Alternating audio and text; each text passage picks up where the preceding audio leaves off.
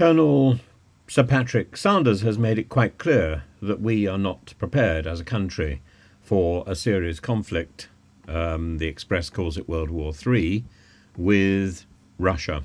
And yet at the same time, President Putin has made some serious threats to Britain, and mostly because of Britain's production of the Starstreak anti-air missile systems and the other more defensive systems, which can nevertheless be used to attack. Putin has threatened nuclear weapons if Russia's sovereignty and territorial integrity are compromised. This should not be taken lightly or superficially. Of course, it's not Putin speaking, it's somebody speaking on Putin's behalf. Putin is in a fridge, freezing. But Moscow, he says, will now supply advanced weapons to enemies of Britain and to other Western countries, such as the United States, if these threats continue, if these weapons are being used to attack Russian positions in that are directly threatening Ukraine. So Russia is able to target Ukraine across the border. Ukraine is not allowed to respond with weapons that have been supplied so far by America or Britain. Britain has supplied anti-tank missiles, air defence missiles, artillery, significant numbers of howitzer artillery guns.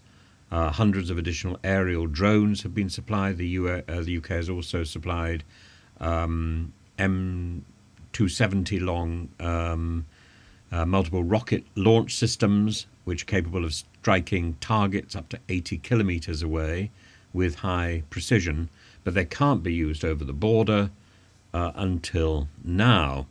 There's armoured fighting vehicles, the Stormer vehicles, tanks, the Challenger 2 tanks particularly, missiles and munitions, I think 300,000 artillery shells, the anti-ship Harpoon missile systems have been included, as well as training and support. And it's the training and support which Putin says you can't expect Ukrainians to be able to manage these weapons. Ukrainians can't direct these weapons. They need to have some sort of satellite link, GPS link, and Ukrainians are too stupid to be able to do it themselves. It has to be done by Britain. It has to be done by the US. And on that basis, he has vowed to attack, or not to attack directly, to provide weapons, Russian weapons, to those countries that are attacking Britain or British interests,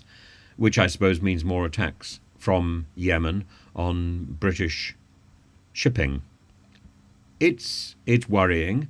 I think General